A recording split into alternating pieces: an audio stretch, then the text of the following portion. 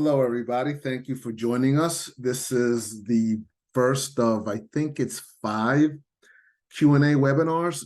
Today's webinar will focus specifically on the OFBI Freedom School Planning Grant.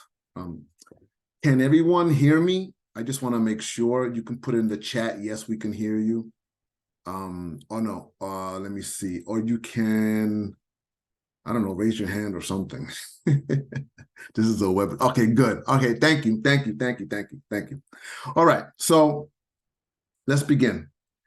This is probably going to last about 45, 50 minutes. I'm recording it, so it'll be up on our website, hopefully before the end of this week.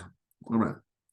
So today what we're going to focus on is the Freedom School overview, the reviewing the grants guidelines, and accessing the application.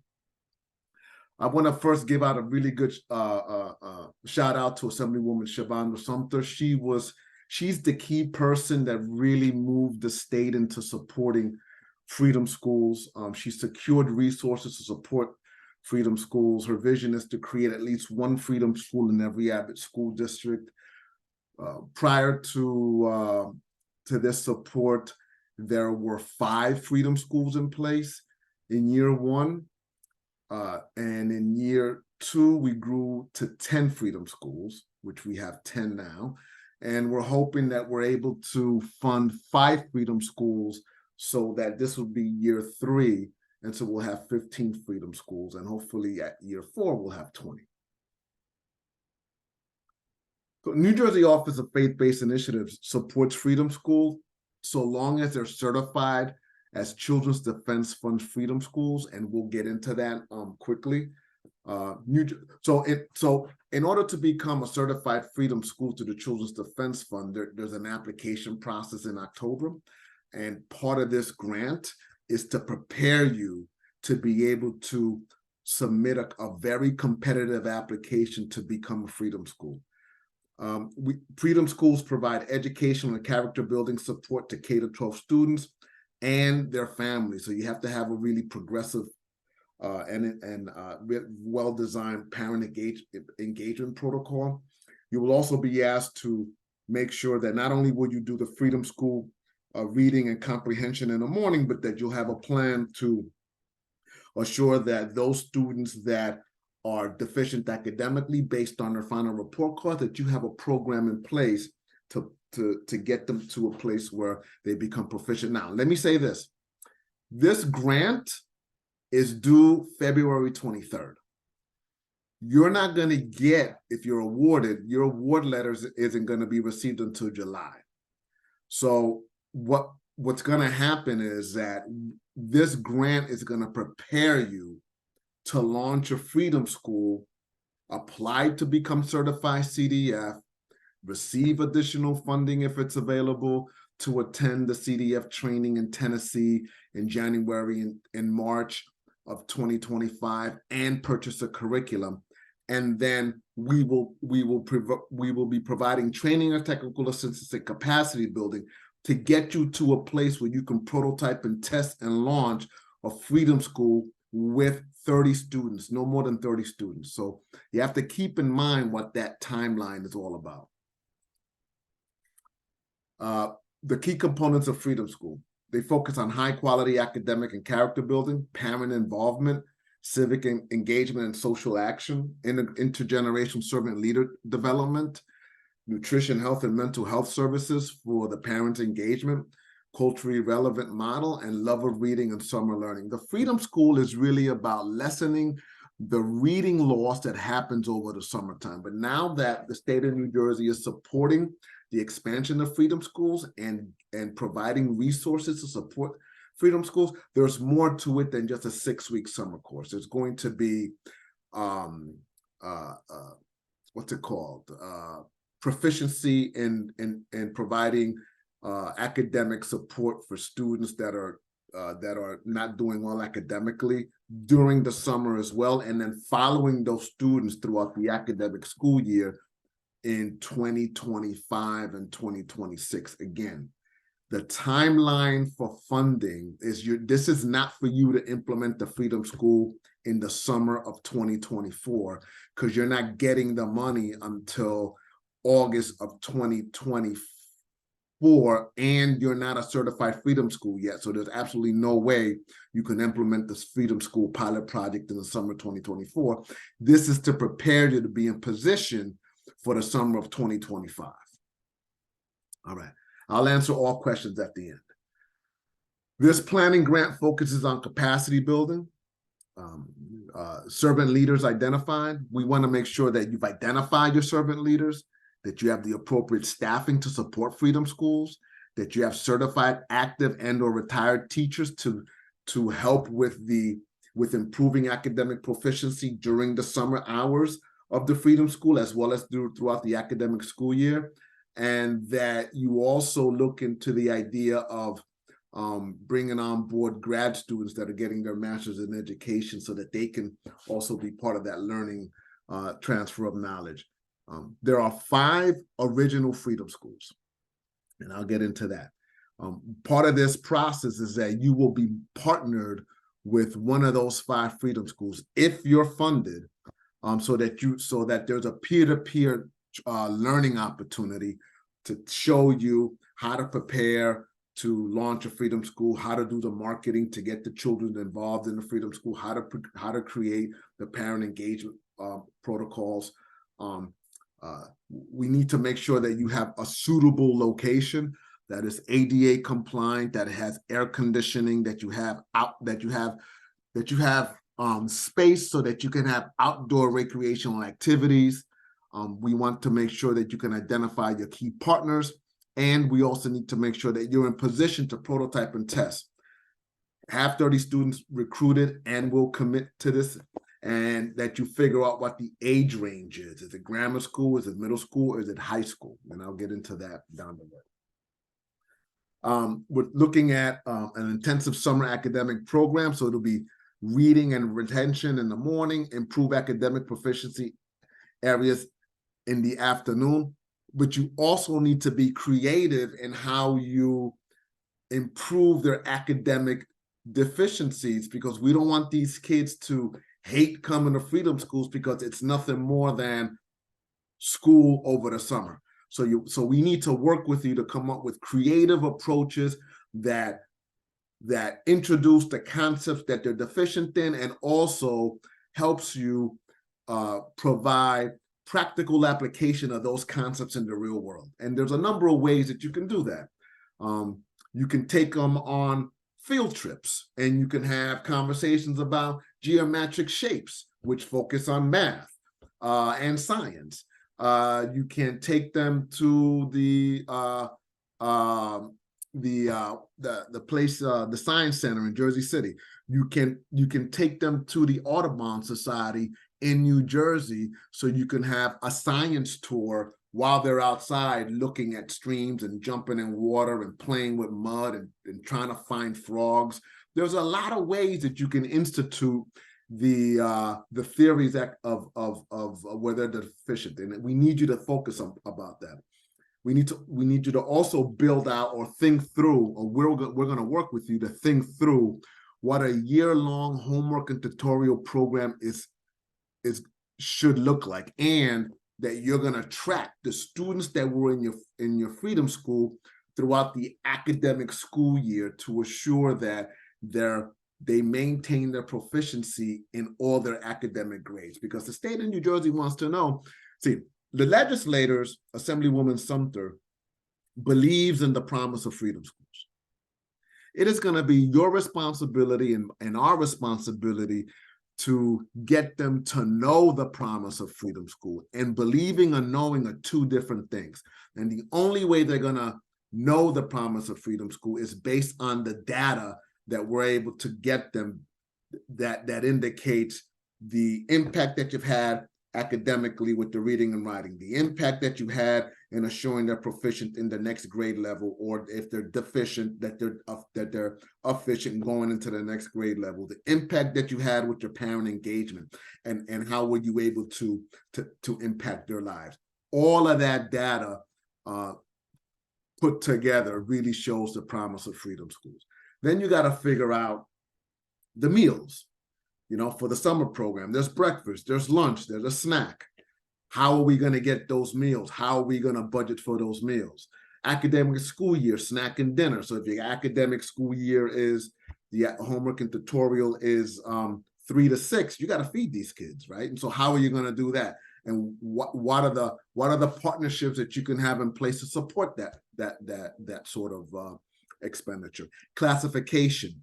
If you don't have an existing youth program that's year long, then you need to, and you're only thinking about implementing a freedom school in the summertime, and that's what you're thinking about doing, you're going to have to classify as a summer camp. But because we're asking you that you're just not going to be a summer program, that you're going to be a year-long academic program as well, you don't have to worry about classifying as a summer school. The parental academy, we're going to have to, when you receive, when in the summer, in October of 2024, when you apply for your CDF certification to the Children's Defense Fund, you will be mandated to attend a training in January in Tennessee at the Alex Haley Farm. All executives must attend that training. And then in March, your servant leaders and those folks in the organization that have no idea how to implement the curriculum of Freedom School will also need to go to the March training in 2025 and purchase their curriculum, where you get trained on the curriculum. In that training, they're going to provide you with information on how to design and implement the Parent Academy for the Freedom School. We're going to ask you, now that we're going to provide you with funding for the summer of 2025, implement the Parent Academy in the summer of 2025 and extend that Parent Academy throughout the academic school year 2025 and 2026. All right, let's move on. So in order to receive additional funding for the summer of 2025, you must apply to become a certified Freedom School in October of 2024. And so we're going to prepare you to get to that place so you can submit a competitive application and understand what do you need to have in place. We will, if you're funded through us, conduct site visits to make sure that your facilities are up to snuff, ADA compliant, air conditioning is the whole 9 yards. But you're not implementing a Freedom School until the summer of 2025. I already talked about the training in Tennessee, January and March. I already talked about the curriculum purchase that you're going to have to purchase. And listen, you can only purchase their curriculum to become a certified Freedom School. You can't do your own thing, and we won't support you doing your own thing. And then you have to develop an evaluation approach that measures increased proficiency in the summer of 2025, math, science, arts, reading, history, right? And the budget for this application is not to exceed $20,000. Actively participate in all capacity building programs. The planning grants to be used to prepare and apply for the CDF certification. Attend CDF training in January of 2025. Now, here's the deal. When you apply in October, the out-of-pocket cost, and if you're approved by CDF, the out-of-pocket cost to attend the training in January and March and purchase a curriculum is close to between $15,000 and $18,000. That's what this grant is supposed to be used for. Let me say that again. Because because when you get approved, you still got to get to those trainings. And if you don't go to those trainings, you're not trained, and you're not trained in the curriculum. So you're not going to be given additional funding to implement in the summer of 2025. So you guys need to think about this as a long-term goal that's 18 months away. When you're approved by CDF as a legitimate New Jersey Freedom School site, you will have to come out of pocket anywhere between $15,000 and $18,000 to send everybody to get trained. You need one student servant leader for every 10 children. So if you have 30 children, that means 3 servant leaders need to attend the Freedom School training. You got to fly them out, pay for room and board, feed them, purchase a curriculum, learn the curriculum, come back, and then we're going to work with you on developing a marketing plan, an approach to make sure that you have 30 kids. Okay. All right. So these are the 5 Freedom Schools now, right? They're Camden Dream Centers in Camden, of course. Cross Connection is in Ewing and Mercer. Rutgers University Newark campus, Newark Freedom School is in Newark and Essex. Shiloh Community Development is in Trenton, so we have 2 in Mercer County. And St. Luke Community Development Corporation Freedom School is in Paterson, New Jersey. We have 5 new Freedom Schools that have applied through CDF. And those 5 Freedom Schools, if you're on this call, you cannot apply for this grant. All right. So we have 5 new Freedom Schools. And they're all in North Jersey as well. They're in Passaic and Essex. We need Freedom Schools from Central and South Jersey. We only have 1 in Camden. We have none in Central Jersey, and we want to expand the reach of Freedom Schools into Central and Southern New Jersey. So those folks that are on this call that know organizations in Central and Southern New Jersey who may see value in this, please get them to apply. Thank you. All right.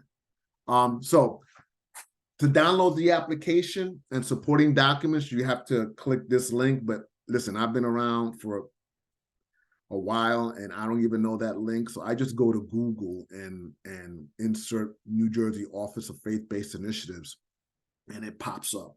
And then I'm going to actively go to that site to navigate it for you. The system, our applications are done on Sage. It's called Sage is an acronym for System for Administering Grants Electronically.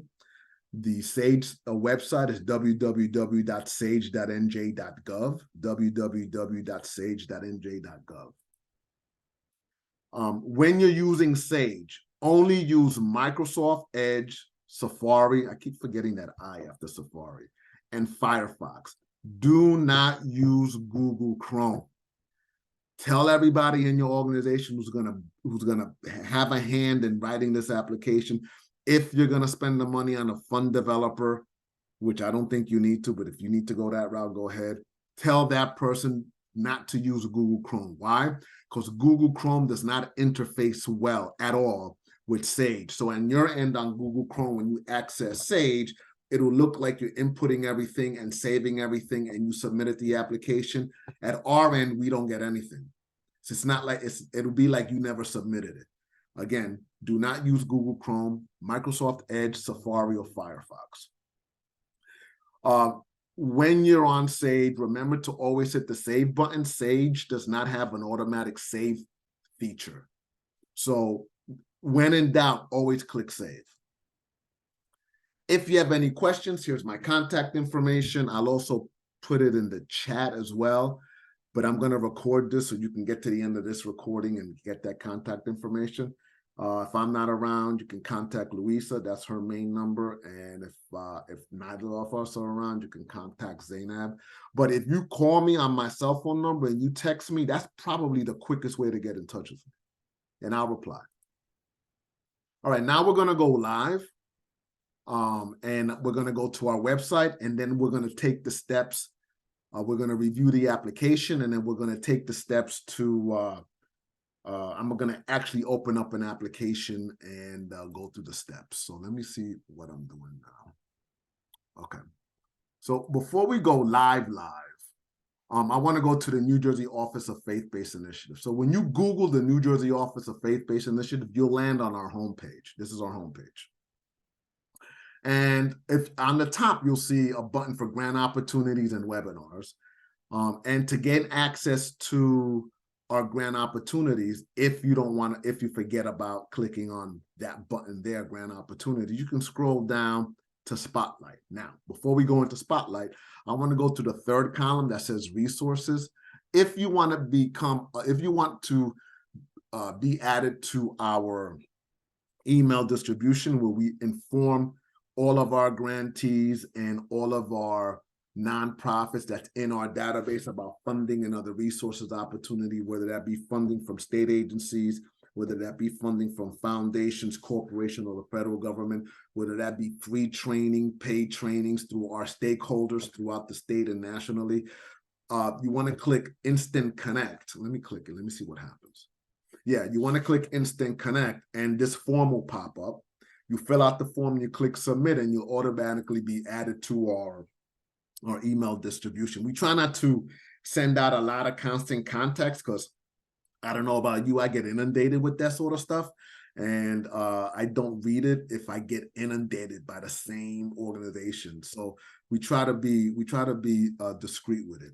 So back to the left on the spotlights, to get access to our grant opportunities, you can click there, or you can scroll up to the top and click grant opportunities. So I'm going to scroll down to the bottom and click grant opportunities. So when you click grant opportunities, you're on our grant opportunities page. You'll see that the grant guidelines are here. Each one of these links is a specific grant guidelines. The grant guidelines that we're talking about today is the New Jersey Freedom School Social Innovation Grant Guidelines. I'm going to get to that, but I want to navigate the website. If you scroll further down, you'll see a schedule of webinars. Today's webinar is being held now. There's one on the 7th on Project Atlas, one on the 8th on social enterprise entrepreneurship development. On the 8th, there's one on the 13th, social innovation. And then there is one on the 14th at 11 o'clock. So all the other ones start at 12. The one on the 14th starts at 11, and that's special projects. If you scroll further down, you'll see the supporting documents. So for this application, you'll need to download the board resolution. You'll need to download the Freedom School Readiness Assessment. I'm going to talk about that quickly. And you'll need to download this logic model and this should have been the Freedom School Capacity Building Logic Model, but it's fine. We'll there's always quirks when you're doing stuff.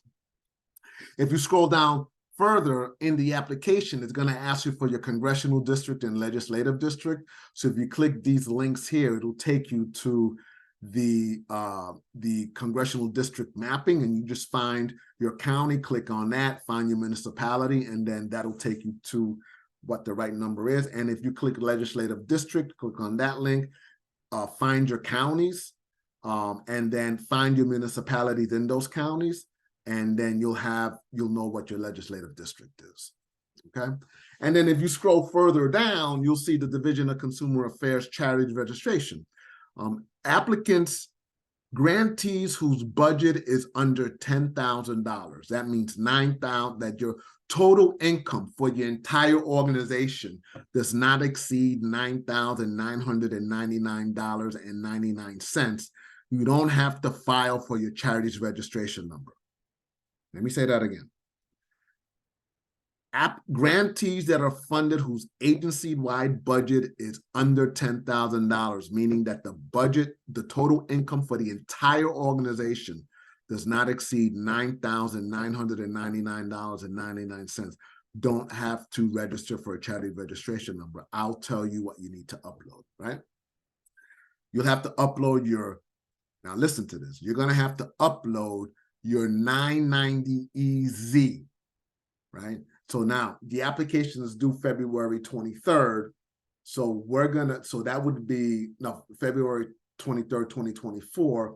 That would mean that we would need your 990EZ from 2022. The 990EZ is not the postcard that most organizations pay their accountants to do. The 990EZ is the form that has all the line items so that we can see exactly that your agency-wide budget is under $10,000. Okay. So if you scroll up to the top, you'll see the webinar button. But if you scroll down, there'll be a navigation bar to your right, and you click webinar. If you've never applied for a grant through the New Jersey Office of Faith-Based Initiatives, then the first thing you need to do, and I'd rather do that, I suggest you do this sooner rather than later, because February 23rd will be upon us quicker than you know. I mean, my goodness, we're already in December, right? if you've never applied for a grant to the New Jersey Office of Faith-Based Initiative, you have to watch this webinar. This webinar takes you through the process of registering to gain access to the application. And there's only one person in the department that authorizes access to SAGE. And that person has the right to be sick, call out sick, go on vacation, deal with personal issues. And so they're not thinking about you and applying for this grant.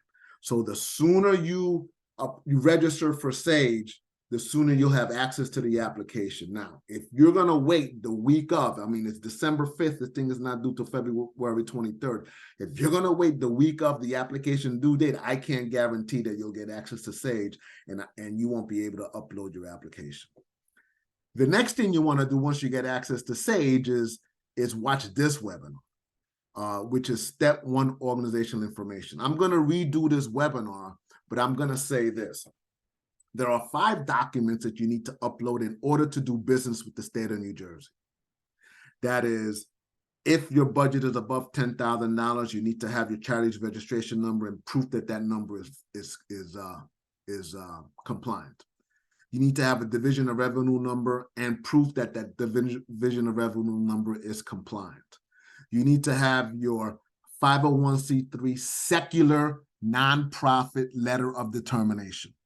And I'm going to say why I say secular.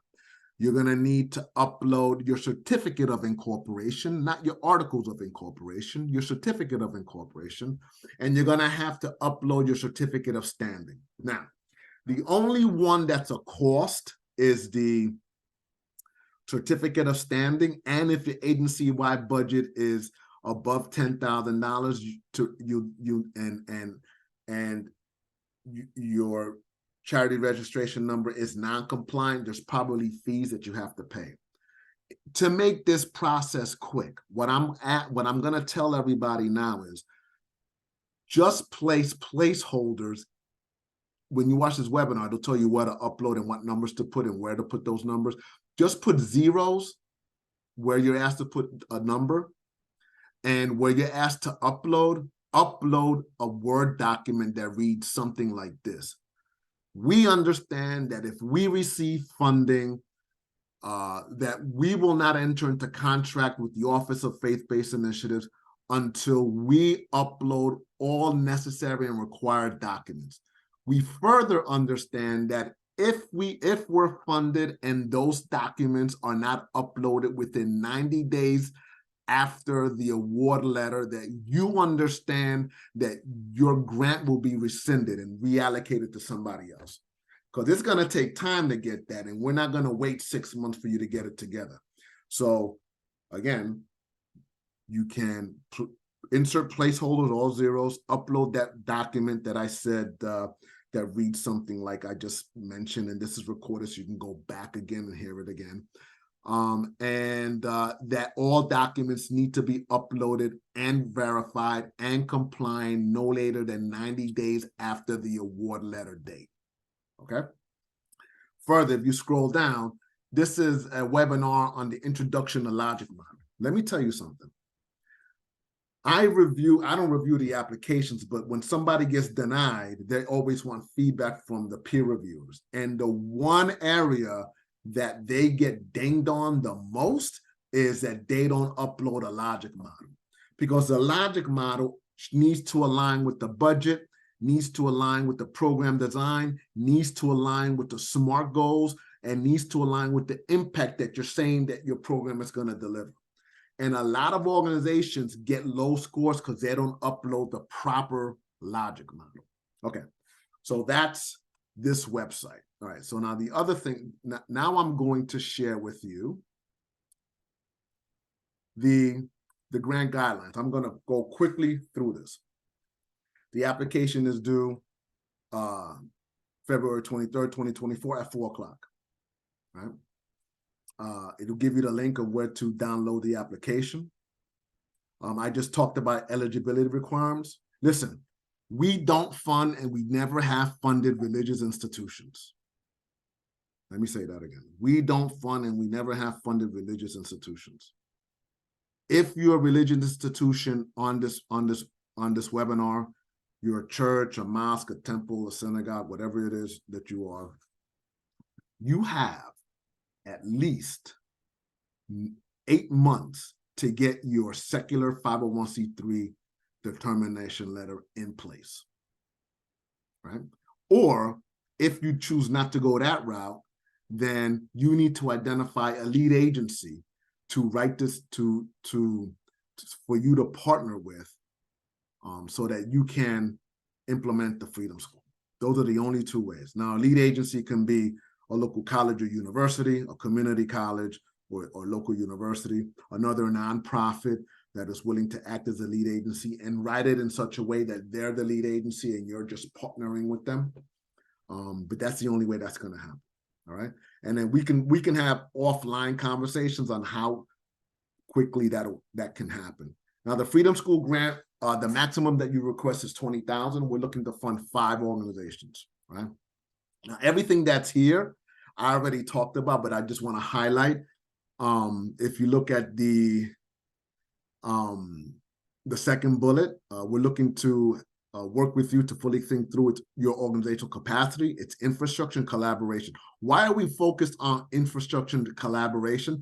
Because if you're not a certified Freedom School, that means you've never implemented a Freedom School, right? And with the resources that are attached to Freedom Schools, once you're certified, we need to make sure that you have experience in implementing a Freedom School moving forward, that you have the infrastructure in place, that you have the key stakeholders in place, that you have a really good marketing and retention campaign to make sure you have 30 students that are going to apply, that are going to register, that you have the staffing in place, or you have at least have an idea who's going to be the director or co-director or assistant director of the Freedom School. We need to have all of that, that your location is ADA compliant, that you have air conditioning, that you have space for outdoor activities. We need to make sure that that's all there, that you have a Freedom School leadership team in place, because there's absolutely no way one person is going to be able to manage this process to make sure that the organization is in place, is ready to implement the pilot project of a Freedom School in the summer of 2025. So we're going to ask you to put together a Freedom School leadership team. And the Freedom School leadership team are folks that believe in Freedom Schools, maybe have some experience of Freedom School, or stakeholders that you're going to have to partner with to fully implement your Freedom School, maybe have a teacher on board, either a retired teacher, maybe have a college student that's from the community that you're going to have to educate about what Freedom Schools are, because if it's one person managing this, then there is a major issue with capacity and the ability of the organization to move forward. The planning grant will assist the organization to develop a parent academy where you're going to be able to provide services in employment readiness, emotional and mental health services, access to medical services, connect parents to existing municipal, county, and state resources. Now, we're not saying that you need to do employment readiness stuff. We're not saying that you need to be an expert in emotional and mental health services. We're not saying that you need to have a program for medical resources, or that you have to actually connect these people.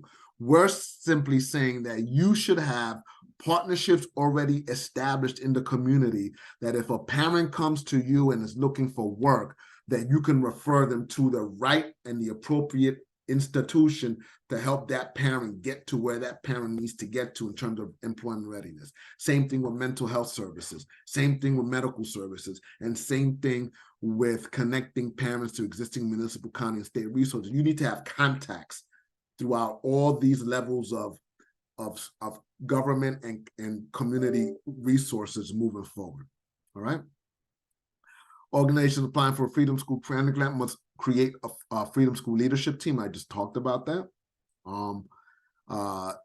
You need to also have a method of tracking, but we will work with you to make sure that happens. So if you scroll further down, because I'm not going to read this verbatim, you have the application requirements. And so when you're applying on SAGE, you need to have these grant guidelines open, because each of these sections, project summary, organizational capacity, infrastructure, statement of needs, statement of collaboration, it's just going to say project summary. It's not going to tell you what we're asking you to write for project summary. So you need to look at the grant guidelines and answer the bullets, right? So for project summary, we're asking you provide an overview of the organization, its name, the mission of the organization, its SMART goals, and I'll go over that soon, the impact the program is designed to achieve, and this needs to align with the logic model, right? So you're going to want to do a brief summary of your logic model.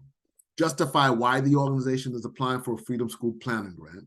Under organizational capacity, we're asking you, describe the leadership makeup of the organization, its board of directors. Who are they? What skills do they bring to the organization? How long have they served? How many times does the board meet? Who comprises the Freedom School leadership team? The names, of course, the titles, what they bring to the table. Does the organization have an existing facility that's ADA compliant? Does the organization have a smart facility, Wi-Fi, whiteboards, laptops, program participants? What is the ability of the organization to provide healthy, nutritious meals? Does the organization have a list of qualified teachers that may be willing to teach various subjects designed to improve the academic shortcomings of its program participants?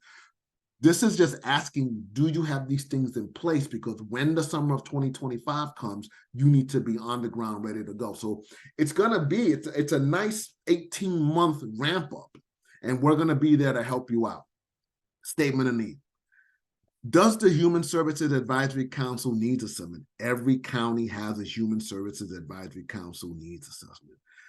Does that needs assessment indicate that your local community needs an academic summer program? Because we got to figure that out. You've got to figure that out. Is there a need? Has the need been identified by either a needs assessment or the local community that it needs a summer reading intensive academic program? If it's not identified, then what makes you think that this is a need that the local community wants addressed? You're going to have to answer that question. What surveys did you use? Did you have a needs assessment? Did you do any type of what's that called? Not brainstorming sessions, but when you get a bunch of people together and you ask them like 10 open-ended questions. I forget the name, it'll come to me. Did you have an opportunity to meet with local community residents, parents, right, and children about if you had a Freedom School, would they attend, and what is it that they'd like to see out of the Freedom School, right? You're going to have to indicate that, because the problem with this is that we don't know if a Freedom School is something that is needed in your community. You might think it's needed, but we don't know if the community thinks it's needed, right? Statement of collaboration. Who are your collaborating partners? Do you have a college or a four-year institution of higher learning as a collaborating partner? Do you have a district or a local school that will help identify teachers and or students to support the Freedom Schools? Are you partnering with local businesses or companies that can bring skills development opportunities and or talk about their industry to the parents? Do you have connections with local stakeholders that provide those ancillary services that we're asking you to connect them to? Who are those organizations? And the statement of collaboration needs to speak to how will they help you move your Freedom School forward, right? Project design. What is the marketing and recruitment plan to register 30 students for the Freedom School? What will the approach be to educate and communicate the community about Freedom Schools? Where and how will you meet with parents and guardians? What design will the approach have to assure proficiency in academic courses where students are deficient based on their final report card? Explain the parent engagement component. Is there a schedule of events? What role will teachers play in the developing individualized lesson plans during the Summer Freedom School of 2025? Explain the design of the after-school homework tutorial program.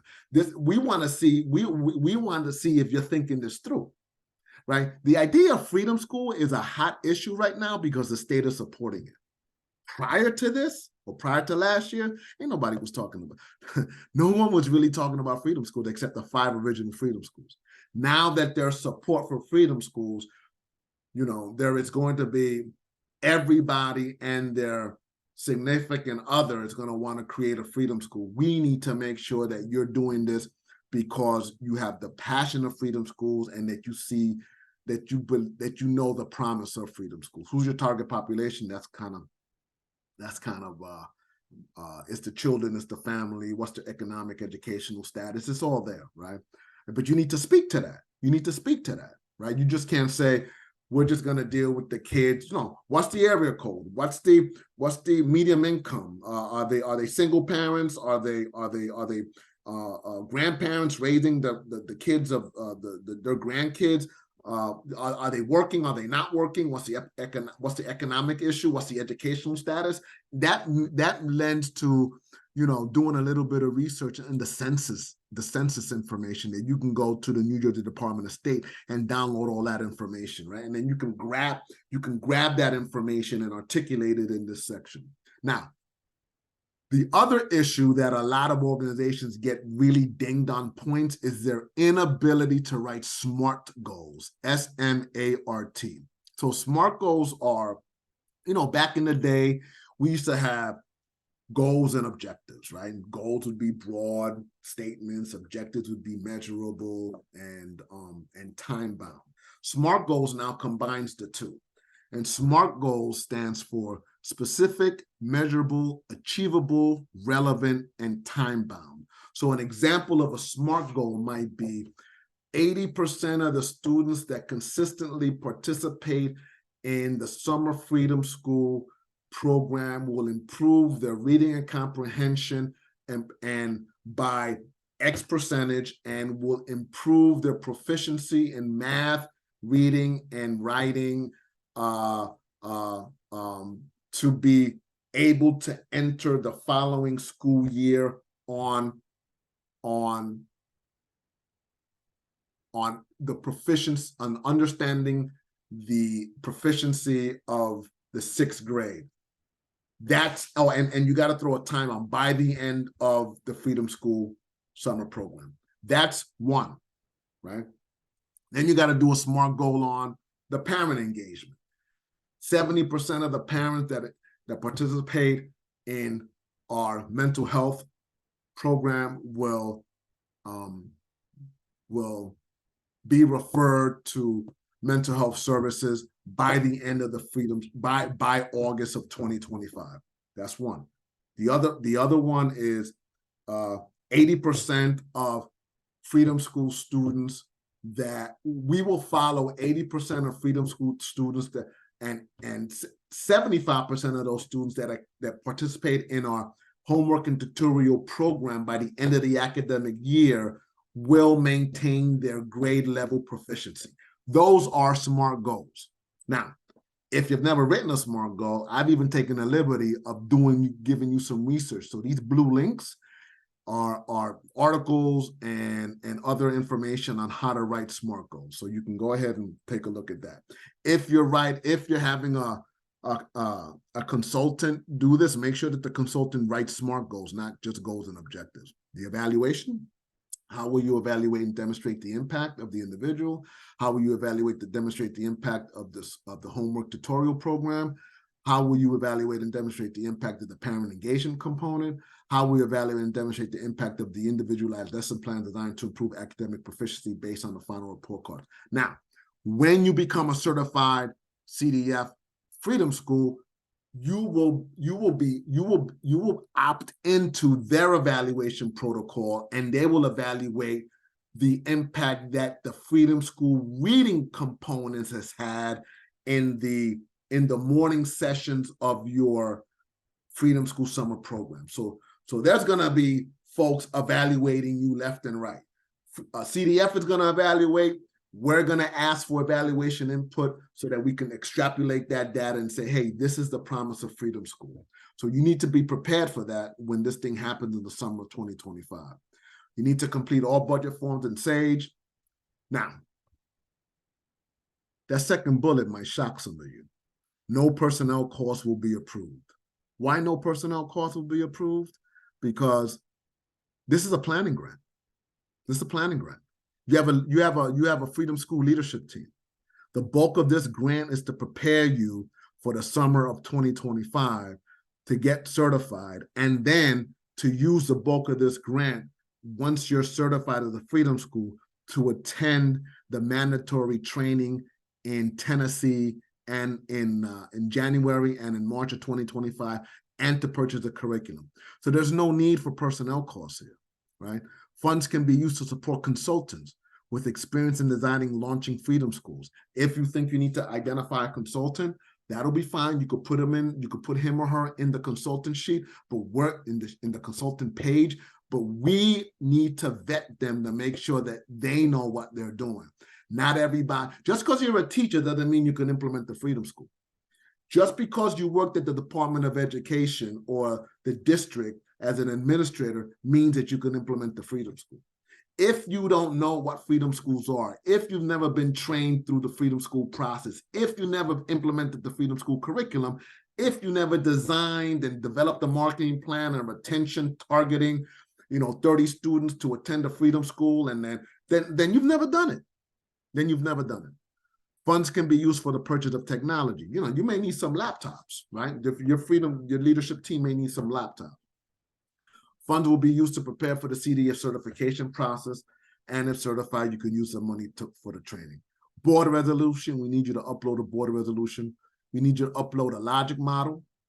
We need you to upload the Freedom School Readiness Assessment that I'm going to go over really quickly. We need you to upload the Freedom School Leadership Team contact information sheet. Just make up a spreadsheet and put everybody's name and title who's part of the Freedom School Leadership Team. You need to upload 3 letters of support, and you need to upload previous year's executed 990 EZ. So that means that there's absolutely no way you're going to be able to upload the 2023 EZ 990 EZ. So we're asking you to upload your 2022 990 EZ. If you're not sure what that is, you can call me, text me, or reach out to your consultant. So if you scroll all the way down, you're going to see post-award requirements. And this is in red. Once grantees receive their award letters, grantees have 90 days, that should be days, from the date of the letter to upload all required documents in Sage. If required documents are not uploaded within 90 days of receiving their award letter, funding will be rescinded. All right, so it's even in our grant guidelines. All right, so now let's talk about the Freedom School Readiness Assessment. This is the Freedom School Readiness Assessment. All these documents are on our website. So there's like 11 questions. So you and your Freedom School leadership team need to sit down and ask these questions. Will you establish a team that will spend approximately 20 hours a month working with a capacity building coach? Not 20 hours a month, 20 hours over the course of the program year, working with a capacity building coach that we will assign to you to receive technical assistance, conduct the Freedom School organization sustainability assessment, identify your Freedom School development priorities, and create a Freedom School capacity building work plan and budget. We're going to provide that coach, and that coach is going to work with your leadership team. That's why we need the leadership team contact information spreadsheet. Will you assure that members of the leadership team will attend all required meetings, trainings, and conferences? Will you implement your Freedom School capacity building work that the leadership team has prioritized? Now, this is a Likert scale. 1 means not ready, 5 means ready. There are no right or wrong answers here. Implement your Freedom School capacity building work that the leadership team has prioritized, right? In order to position yourself to implement a pilot project of a Freedom School in 2025. Maintain ongoing communication with OBI to report on your progress and receiving ongoing technical assistance. Partner with one of the 5 original Freedom Schools for mentoring and guidance, right? The coach will make sure that happens. Develop your knowledge and skill in the effective operation of a Freedom School. That's important. Develop and evaluate methods to track the academic proficiency of your Freedom School students. That's doubly important. Build collaborations, partnerships, and greater interconnectedness with stakeholders to contribute to the Freedom School's capacity to better serve those in need, right? Your parents and your students. Assure adequate access to computers, high-speed internet connection to make use of service available to residents. A lot of this stuff, when you're dealing with improving academic deficiencies, a lot of this stuff is online. If you don't have high-speed internet, if you don't have laptops, if you don't have iPads, you're doing the student of the service. So you need to think about that for the summer 2025. Develop a marketing and recruitment plan to ensure that 30 students will actively participate in the Freedom School Summer and Academic Year-Long program, and develop a parent academy. So that's That's the Freedom School readiness assessment that you're going to have to complete. Then it's the logic models, right? So there's going to be 2 logic models, right? And there's a webinar on our website that shows you how to do a logic model. So the first one is a pilot project logic model, right? That's going to focus on what do you think your Freedom School is going to look like for the summer of 2025? What are the resources that you're going to need in place? And the resource, right? What are the activities? Because of these resources, certain activities are going to be able to be had. With the outputs, what are the outputs which you pull from your SMART goals? So the outputs would be 80% of the students will participate in, I don't know, consistent participation in the Summer Freedom School program and after school tutorial program. And then what's the outcome of that?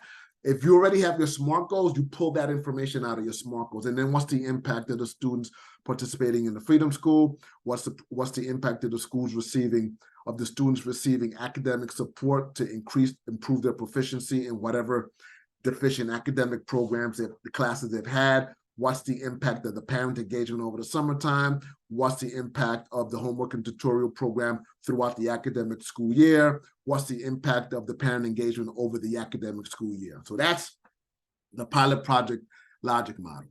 Then we're going to ask you, well, what's the capacity building logic model? What are the things you need to make sure that you're in a position both internally and externally to implement the Freedom School? What are the resources that you're going to need? Do you have a facility? Do you need to find a facility? Do you have Wi-Fi interconnectivity? Is the building ADA compliant? Do you have air conditioning? So what are those resources that you need? And because of those resources, what are the activities that you're going to be able to provide? What are your capacity building outputs and what are your capacity building outcomes? And then what is the impact? Ultimately, the impact will be if you have the resources in place to then develop a design for your Freedom School and identify teachers to provide the proficiency training or support that the students need in the afternoon. And then you're going to be able to position yourself to partner with existing organizations that have after school tutorial. Then certain outputs are going to happen for the organization, right? You're gonna be able to implement the Freedom School. You're going to be able to connect with services that are from the state, from the county, municipalities. What's the outcome of that for the organization, and what is the impact? And yeah. So now, what we're gonna do is we're gonna go live to how to access the application. So when you register for SAGE, or if you're already registered for our SAGE to apply for a grant to the Department of State, then you enter your username or password. If you forgot your username or password, you click forgot username and password. Here's the deal. When you click forgot username and password, and let's say you forgot your password, SAGE is going to email you a random password with letters and numbers. You can't copy and paste it. You have to insert each character individually where SAGE is telling you to input that temporary password, and then hit enter. And then you're going to be taken to another page where you put down your new password, and then you'll have access to SAGE. This is our test site. This is the site that we use to test application, test reports, and for educational purposes. So you hit log in if you have the username and password. SAGE is temperamental, right?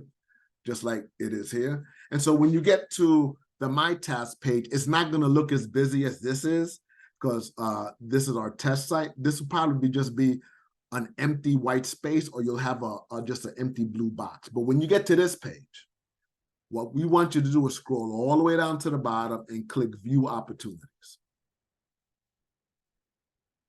When you click View Opportunities, we want you to, under Provider, we want you to expand the drop-down box and click NJ_SAGE_DOS for Department of State. And then, this is key, everybody. To access the Freedom School Planning Grant, I need you to write social innovation. I know. Why isn't it Freedom School Planning Grant? Because it's not. It's to get to it, it has to be social innovation. Because it's part of the social innovation application process. So once you click filter, you put in social innovation, click filter,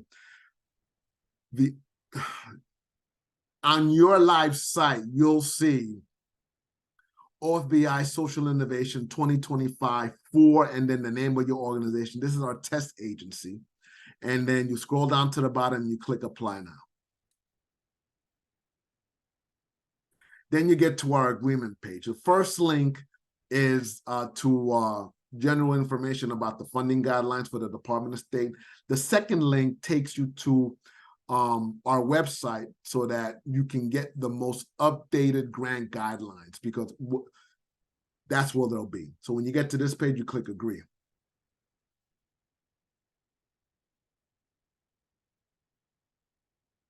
And you just have to wait. It takes a couple minutes.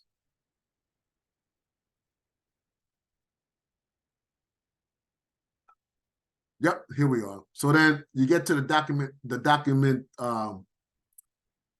document snapshot page. So I'm just gonna go over the only areas that you need to know moving forward, right? So the first thing you want to do is hover over Forms menu.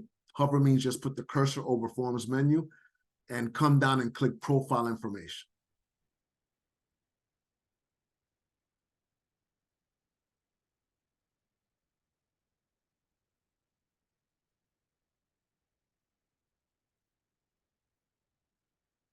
Just Sage can be temperamental. So when you get to this page, you won't see this error sign. You won't. This is a test site. So remember earlier when I navigated the New Jersey Department of State, the Office of Faith-Based Initiative website, and I said, you know, this is the one webinar to register. This next webinar, the organizational information, you put placement holders there. This page here pulls the information that you inserted in that webinar, which is the second webinar, right? So when you get to this page on the live site, all this where it's typed in black here will be empty. You're going to be like, what in the world's going on? The only thing we want you to do is complete these 5 boxes. So you want to put Mr. or Mrs., but this is mine, Curtis Martin. I'm a big Jet fan, and he's a Hall of Famer. I know. And then you scroll down to the bottom left and click the box that says, by checking this box, you confirm that all information shown above is accurate to the best of your knowledge. You check the box, come up to the top and click Save. And then Sage is populating the information from the additional profile information sheet, which is the second webinar that I talked about when earlier in this Q&A webinar, and it's pulling the information. This is what's going to happen, because this has always happened, because some of you are going to wait until the day of. Many of you. And so when you come to this page and you fill out those 5 boxes and it's like 3:30 on February 23rd and you're bugging out because you're trying to get this thing in, you got 29 minutes, and then you click save and an error sign comes up, you're going to forget what I'm saying right now. If an error sign comes up, just click save again. Sometimes it takes 2 saves to populate all the information from one part of Sage onto this page. Okay. So when you see this green light information has been saved, then you hover over Forms menu, you scroll down, and you click Selection of Grant Category. You scroll down, you write the name of your Freedom School. It doesn't have to be Freedom School. You know, it can be whatever it is you want to call your Freedom School. And on the grant categories, you open up the drop-down box and you click New Jersey Freedom School Planning Grant, right? Then you go up to the top and you can click Save or Save Next. So Save saves the page, and then you have to hover over the Forms menu and go in the order, and you can go into any page you want to. Save Next saves the page and goes into the next link on the Forms menu list. So I clicked Save Next.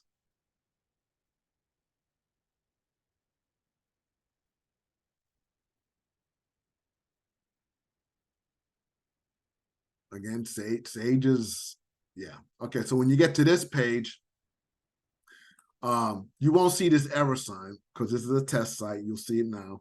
All this information will be populated on the top. Then you got to fill out everything with an asterisk. So I'm going to say Curtis Martin, and he plays for the New York Jets, and it's 123 Jet Way. The city is East Rutherford. State is New Jersey. Oops. State is New Jersey, and the zip code is whatever your zip code, and it's 123 123 1234, and then no fax number, and the email is cm@jets.com, and then the website, if you have a website, that's fine. Who's the project director? Now listen, Curtis Martin can't be all these positions. And if Curtis Martin is all these positions, then you have a capacity issue in the organization that we're going to have to address. Right? So then the project director is going to be Celia Cruz. I like salsa because she's the queen of salsa. And she also works at 123 Jetway. And the city is East Rutherford. And the state is New Jersey. Right, yeah. And the zip code is that. The telephone number is your telephone number, 123 123 1234. Oh, listen, make sure that your email is written correctly, because garbage in, garbage out. When we pull these emails and it's written wrong, and you haven't gotten an email from us, and we've been sending you emails, and then you get an email from us saying, hey, we've been trying to get in touch with you for 20 days, and the telephone doesn't work, and I have to do some extra digging to figure out where you're really located. Make sure that the emails that you put in here are emails that you check regularly, and that email is written correctly. And then it's Celia Cruz @jets.com for an email. And then you're going to put Ms. for the financial officer, Mo Money, right? And her telephone number is 123 123 1234, no fax. And it's mm@jets.com. And then your agency-wide budget is, let's say, $10,000. 1, 2, 3. Go up to the top, click save. I'm going to do the entire application just like this, so that at 2 a.m. on February 23rd, you have something to go back to, because I'm not responding to a text at 3:30 in the morning about I need help. All right, so it's been saved. Hover over Forms menu, go to Project Summary.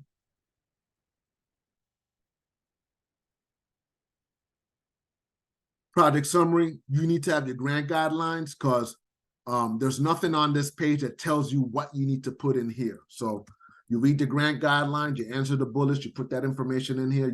You have 40 characters, right? This is not a dissertation. You got to get right to the exact nature. 40 characters gets filled up real quick. Then you go up to the top and you click Save Next.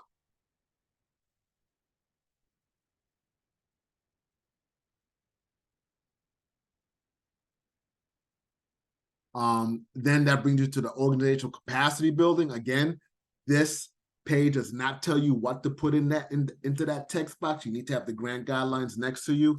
For our purposes, I'm just going to put test, and I'm going to click Save Next. It saves this page and takes me to the next page.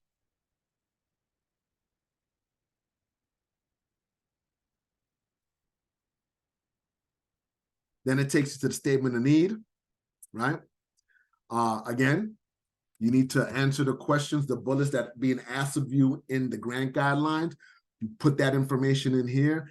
Sage doesn't take graphs or bullets. So, and you don't want to use that stuff because that takes up characters. And, we're accustomed to, after a period, take a double space.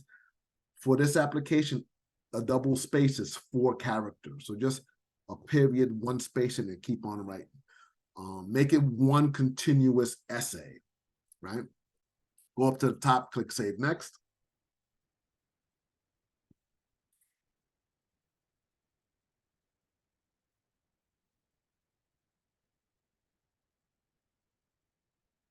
Then you're at statement of collaboration. This is key because you need to do this 3 times. So the statement of collaboration, you get the support letter from whoever you get from agency one, agency 1, and then you summarize what the support letter is going to do, and you come up to the top and you click Save. Don't click Save Next because there's 2 things you have to do here. Go up to the top, click Save.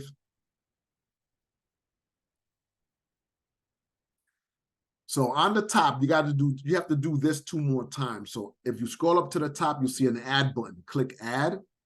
By clicking Add, it wipes out the information that you put here and it gives you the second page. So you would put the name of the second agency or organization or partner or whoever that is for you. You would summarize the support letter and you go up to the top and click Save. Don't click Save Next because you have to do this 1 more time. I'll answer all questions at the end. Then you come up to the top, you see that everything has been saved, you click Add again.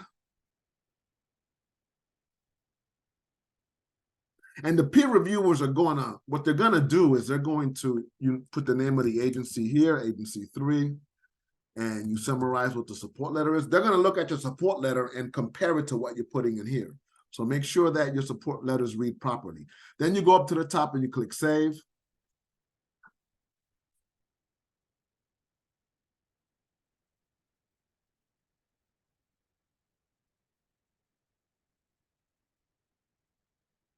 Then all 3 statement of collaboration have been saved. If you hit this drop down box, you'll see all 3 here. You'll go to Forms menu and you'll go to Project Description. Again, you're going to need your grant guidelines open to complete this section because nothing tells you on this page what you need to answer for project design, for target population, for project goals, SMART goals, and evaluation. So you need to make sure that you answer the bullets according to what the sections are asking of you. You go up to the top, you click Save Next.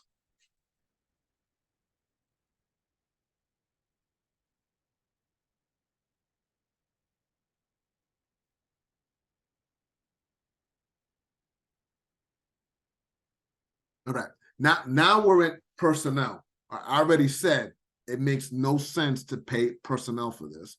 So you're just gonna leave this blank. But if you think you need to pay personnel, then when you get awarded, we're gonna have a conversation because you need money to go to training to apply for the CDF application and all this other stuff. And we're gonna have to have a conversation. But for right now, no personnel because you have a bigger thing in mind. So you hover over Forms menu, scroll down to the next one, which is Consultant Contractors.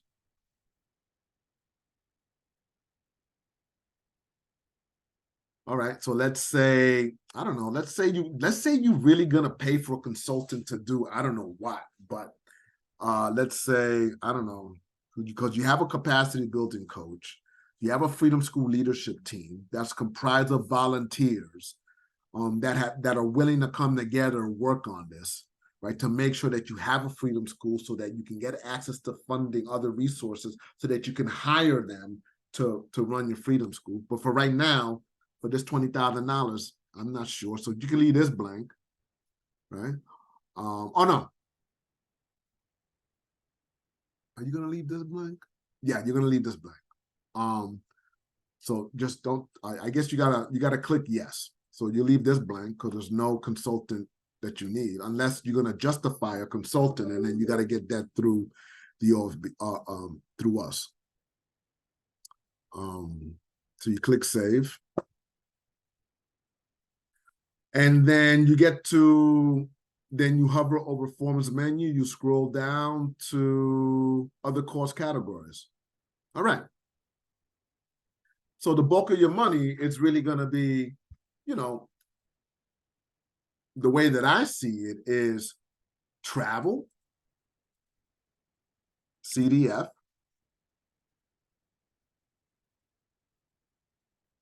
training, January and March 2025. I'm just gonna put a number here. The estimated cost is 16,000. What you're charging the grant is 16,000, right? That leaves you with 4,000. Maybe you want to provide meals to the leadership team when they meet and start talking about this stuff as you have meetings. Leadership, meals, light snacks, I don't know. Let's say it's light snacks, L-I-G-H-T-S-N-A-C-K-S. Let's say it's, I don't know, $500. You're going to charge the grant $500 because I don't think anybody's coming out of pocket. And then maybe it's equipment. Maybe you need to purchase a couple of laptops, or 2 laptops at $800. And I think that you spend the money on good laptops. If you buy an inexpensive laptop, you get inexpensive performance. Also, that's 1,600 right there. That's 1,600 right there.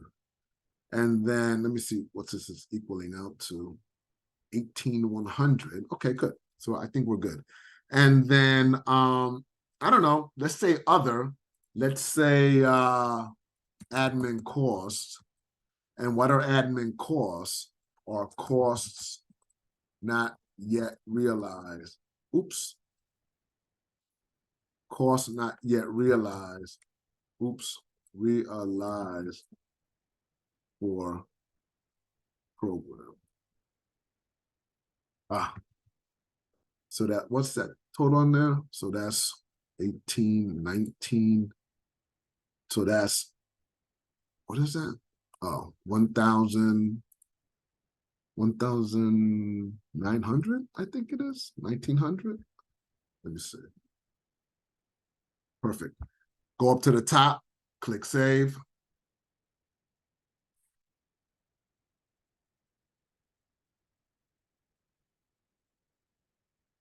Save is calculating all the budget forms, all the changes you've made.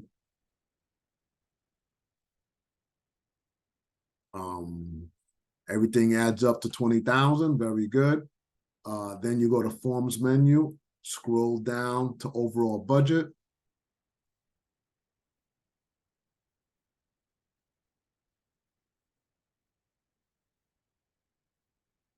Then you come up to the top and you click. The only thing you can do on this page is click save. Clicking save migrates all the information from the other budget forms onto this page. So you go up to the top and you click save.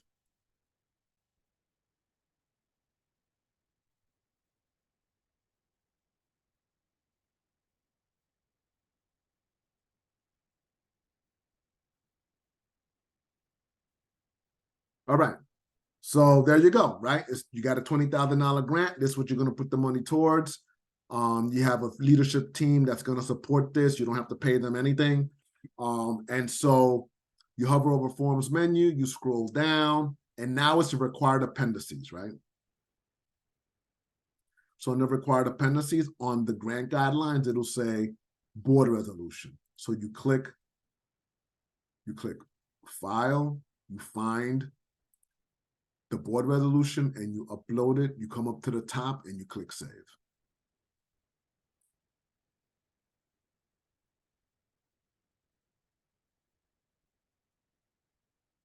So the application is due February 23rd. So it's December 5th. So I should not be getting a call talking about our board doesn't meet until, you got time. You got time. You can figure this out. You got more than enough time. Under required appendices, you would upload the following: logic model, capacity building, building logic model. Freedom School Readiness Assessment. What else am I missing? Oh, support letter 1, Letter, support letter 1, support letter 2, support letter 3, right? And then you find a file and you upload it, right? I'm not going to go through all that, right? And then it is the Freedom School Readiness Assessment. It's all misspelled. Assessment, readiness. And then it's the Freedom School Leadership Team Contact. My spelling is off. Contact information. And then you got to find, let me go through that exercise. So logic model, click file, find a logic model, upload it. Capacity building logic model, choose file, find that document, upload it. The Freedom School Readiness Assessment, find it, click on it, upload it. Support letter 1, find it, click it, upload it. Support letter 2, find it, click it, upload it. Support letter 3, find it, click it, upload it. The Freedom School Readiness Assessment, find it, click it, upload it. And the Freedom School Leadership Team Contact Information Sheet, find it, click it, upload it. So everything is uploaded. Scroll up to the top and click save. I think I needed to go through that just so that, well, you didn't do that in the webinar, because I'll get that. All right, so that's saving now. It's saving. Let's see what happens. Okay, so it's saved. So you've done everything. So how do you submit the application, right? The first thing you want to do is hover over Forms menu and make sure that there aren't any orange hands or saying stop. If an orange hand shows up anywhere on these links, then it means that there's an issue. But if there aren't any, how do you submit the application? You hover over status change, and then you apply status under application submitted, and then you click it. You agree? Yeah, I want to submit the application. I agree.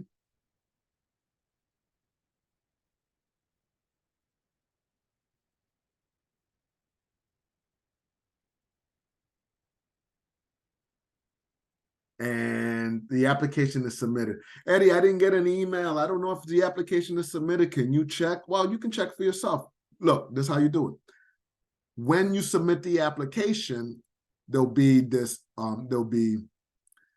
this detail box here, right? You click on, if it's not expanded, expand it, and then scroll over to your right, info, document type, organization, role, current status. It'll say application submitted, and then you're good to go. And then you can chill, all right? Here's the deal. You have my time and you have my staff's time. If you have any questions, if you got to meet, if I have to set up a Zoom meeting with you and your leadership team before the application is submitted because you're not understanding what's going on, you can. I'm all yours. I'm all yours. I don't know about my staff, but I'm all yours. 2 weeks prior to the application, I can't give you that. Can't give you that. So you got between now and maybe the first week of February to meet with me, set up a Zoom meeting for me to talk with your leadership team. I'm not going to read your application. That I'm not going to do. But if you want to think through what something might be like or how you're thinking about the design, then I'm all yours. All right. Let me see. There's some questions here. Let me stop sharing. Yeah, let me stop sharing, and then let me answer some of these questions. So Freedom Schools are summer programs? No. Freedom Schools is summer and an academic school year homework and tutorial program. And you're looking to implement the Freedom School only in the summer of 2025 Freedom schools usually start the third week or the last week of June and end the first week or the second week of August. So that's the summertime. But then you have the academic program year to implement the homework and tutorial program and the parent engagement piece throughout the academic school year. So answered live. Okay, done. And then the second question, that was, so Dawn Stokes Tyler. So the $20,000 is used for the course that you mentioned. Yes, Dawn, Dr. Tyler. From Anonymous. Do you have any insight on the Freedom School curriculum? Do you have feedback from the current Freedom Schools on whether they like curriculum? Is it really beneficial for BIPOC students and their long-term educational success? Well, every Freedom School that has participated in the Freedom School curriculum, the Freedom School curriculum is focusing on BIPOC students, right? And you either go that route and get the training and implement the way it's supposed to be implemented with no ad-libbing from your end, anonymous attendee. If you can't do that, then it might not be a good idea to apply. You can go to the Children's Defense Fund Freedom School website, and they have a lot of information in there too. So and that's a good thing. Before folks apply for Freedom School, you should really check out the Freedom School website. Let me see if I can, hold on. Children's Defense Fund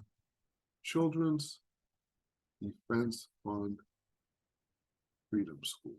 I'm gonna put the link in the chat. Yep.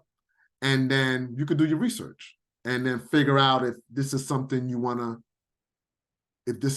feel you want to do, and if it addresses your BIPOC issues. We're talking, it depends on your grade level too, right? Is it middle school, grammar school? Who are you trying to reach out to? Let me see if I can put this host and panelists. Let me see, everyone. So I'm gonna put that's the link to the Freedom Schools, Children's Defense Fund's Freedom School. Hope that helps, anonymous attendee. Another anonymous attendee. How many Freedom School grant applications do you receive in the past 2 grant cycles, and how many were funded? Well, there were the 5 original.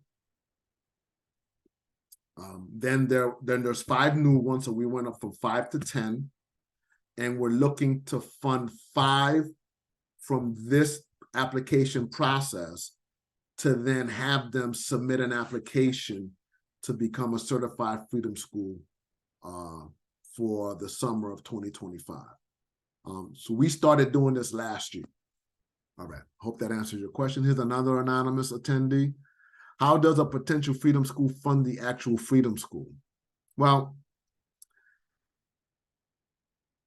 this grant prepares you to get in position to apply to become a Freedom School. Once you're a certified Freedom School, and if funding is available, then you will receive funding to launch and prototype and test your Freedom School for the summer of 2025 and implement your homework and tutorial program for the academic school year of 2024 into 2025. So everything hinges on the organization becoming a certified Freedom School through the Children's Defense Fund. Dr. Dawn Tyler, does the college university have to be located in New Jersey? Yes. Anonymous attendee, 30 students is the minimum. 30 students is the minimum. And if you've never implemented a Freedom School, we're not going to allow you to do a 50-student Freedom School because you've never done one anyway. So 30 students is the minimum that you need to have in place to be able to be certified as a Children's Defense Fund Freedom School, a New Jersey Children's Defense Fund Freedom School.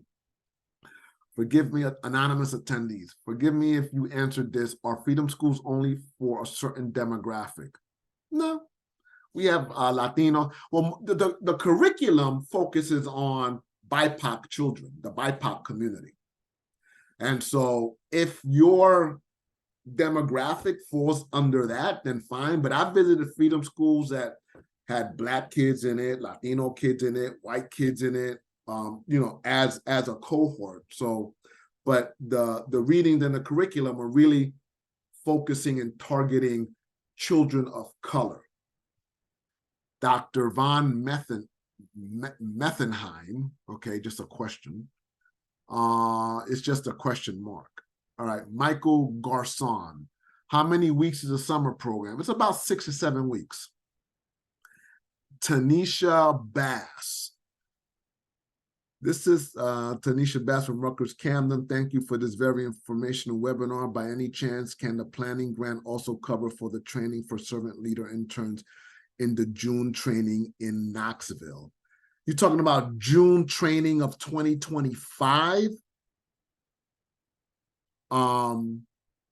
Yeah, you should be able to have that, but nothing is happening until 2025.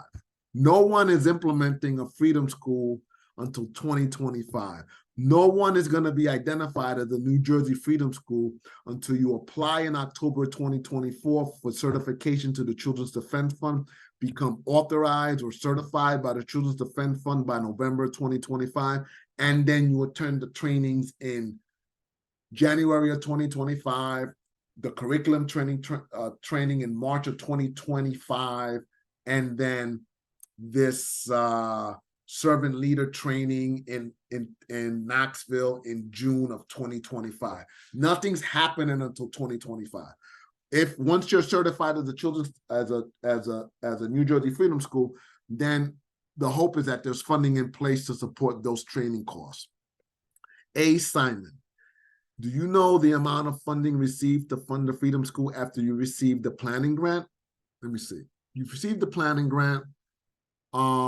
So it varies, right? And so if you're going to implement the Freedom School, and this is the first time you've implemented a Freedom School, you're just going to get enough funding to implement the Summer Freedom School for 30 students, 3 servant leaders, a 6-week program coordinator, whatever supplies you need to purchase, whatever meals you need to make sure you have in hand,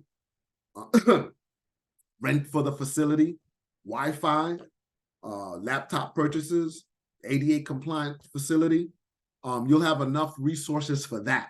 And then you'll be then we will work with you to figure out what that cost is compared to other Freedom Schools in the state of New Jersey that are certified that had 30 students, and we already have a sense of what that cost is going to be like. And then we'll work with you to figure out what the academic school year homework and tutorial program is going to look like and what that cost is, and then you'll draw down that exact amount. All right. Tanisha Bass, thank you. All right, you're welcome, Tanisha. A. Simon, understood. Do you have a ballpark number? Yeah, we could say 50,000 for the summer school and probably 50,000 for the academic school year homework and tutorial program. So that's like 100,000. But that's not guaranteed. It all depends if funding's available. All right, are there any other questions? Let me see. A. Simon, great, thank you. So I think I've answered all the questions. If you need to follow up with me, my cell phone number, I'll put it in the chat, is 732-289-1896.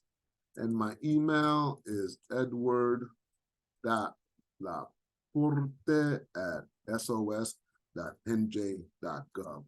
Everybody, thanks for participating in this webinar. I will post this webinar will be posted on our website by the end of this week, so you can refer to it again. Take care and have a great day.